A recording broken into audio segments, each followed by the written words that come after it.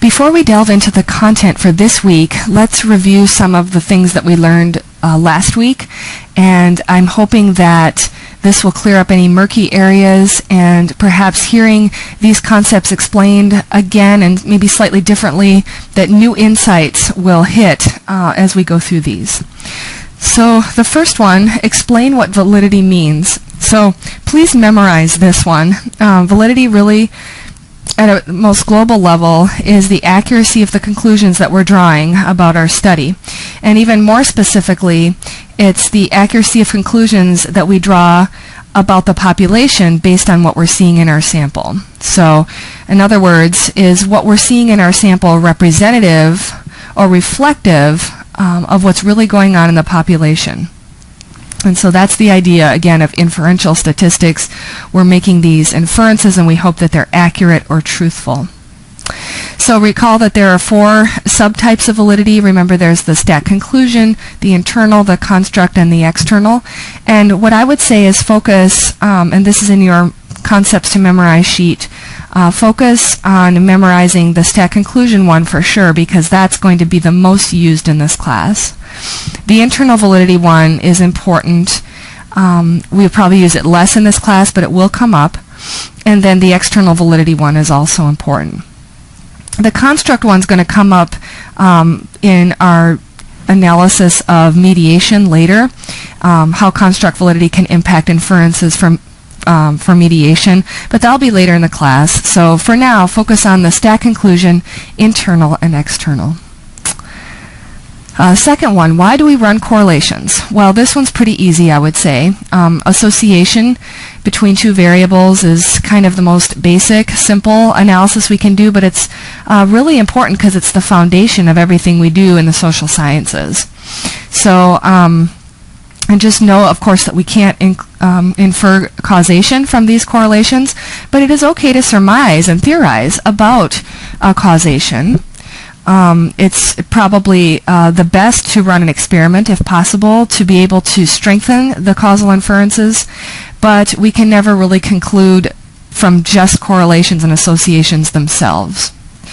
However, that all said, correlations are extremely helpful, and if all we want to do is predict, then for prediction, correlations are very helpful. So if we want to predict the level of an outcome by looking at some kind of predictor, then correlations are great.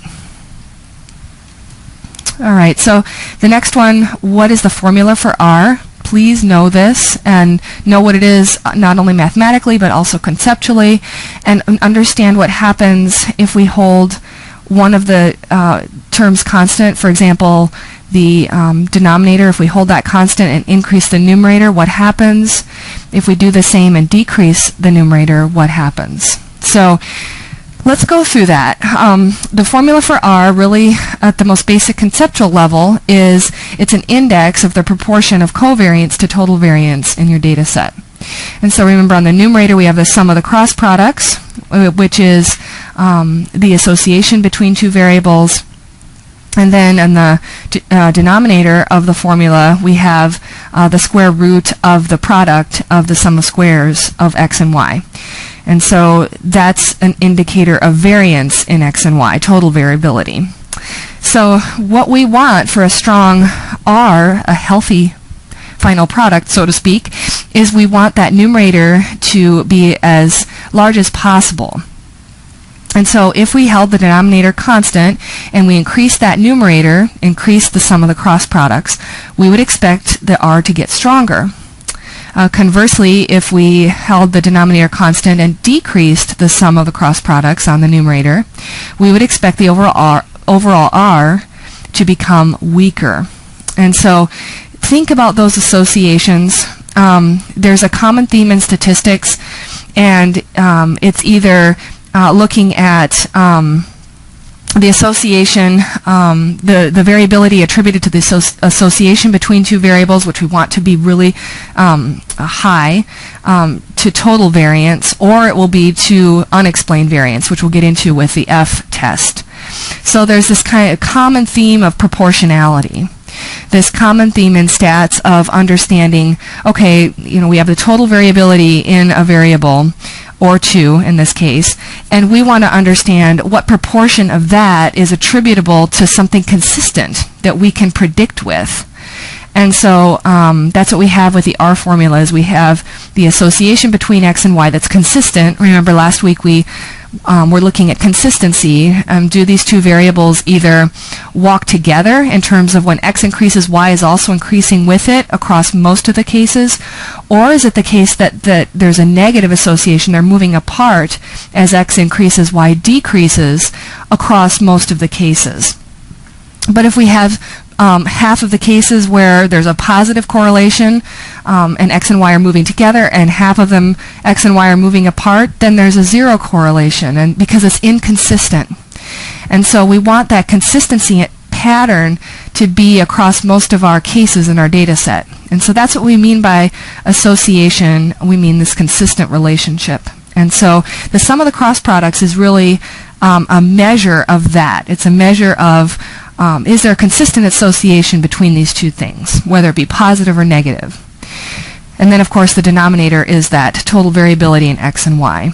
And so we want the numerator, long story short, all right, wrapping this up here, we want the numerator to be high and the denominator to remain constant or be lower. So think about both. Think about what happens if we decrease the numerator, which is probably not possible, but it's interesting to just think about what happens when we increase one versus the other, holding the other one constant. Okay, so last one. How do we transfer R to an effect size? So remember, the effect size is simply that correlation when we square it, and that is the index of the proportion of variance that is explained by the association to total variance. Okay, so that's the one that you can report in your study when you say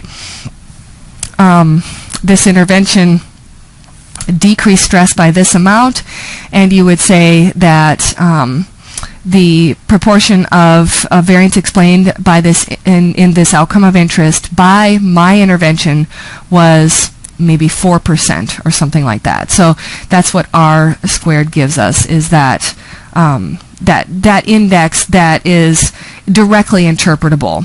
So R just by itself is the association, and then R squared is the actual proportion of variance accounted for in one variable by the other variable.